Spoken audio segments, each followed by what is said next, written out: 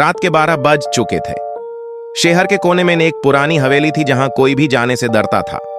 लोग कहते थे कि उस हवेली का आखिरी कमरा रात को जिंदा हो जाता है।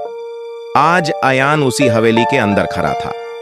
अयान एक यूट्यूब क्रिएटर था। उसका चैनल हॉरर वीडियोस पर था, लेकिन व्यूज कम आ रहे थे। इसलिए उसने फैसला किया कि आज वो सच का सामना करेगा। कैमरा ऑन था, टॉर्च हाथ में, और दिल जोर जोर से धड़क रहा था। गाइस, मैं इस वक्त उस हवेली के अंदर हूं। अगर कुछ भी हुआ तो सब रिकॉर्ड हो जाएगा। जैसे ही वो सीढ़ियां चढ़ा, हवा अचानक ठंडी हो गई। टॉर्च की रोशनी कंपने लगी। फिर धक धक धक, ऊपर से किसी के चलने की आवाज आ रही थी। अयान रुक गया। यहां कोई है? उसने आवाज दी। कोई जवाब नहीं। लेकिन फिर किसी ने हंसना शुरू कर दिया, ऐसी हंसी जो इंसान की नहीं होती। अयान ने कैमरा सीधा रखा और धीरे धीरे ऊपर गया। हवेली के आखिरी हिस्से में वो कमरा था।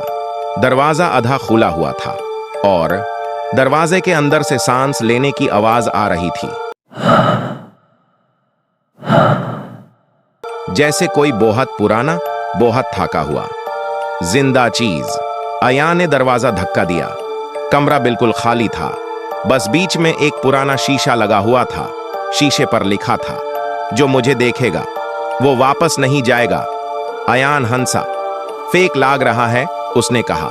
लेकिन जैसे ही वो शीशे के करीब गया, शीशे में उसका अक्स मुस्कुरा रहा था और अयान मुस्कुरा नहीं रहा था। शीशे वाला अयान धीरे धीरे बोलने लगा, तुम मुझे ढूंढने आए हो, अब मेरी बारी है। अयान पीछे हटा, लेकिन दरवाजा बैंड हो चुका था।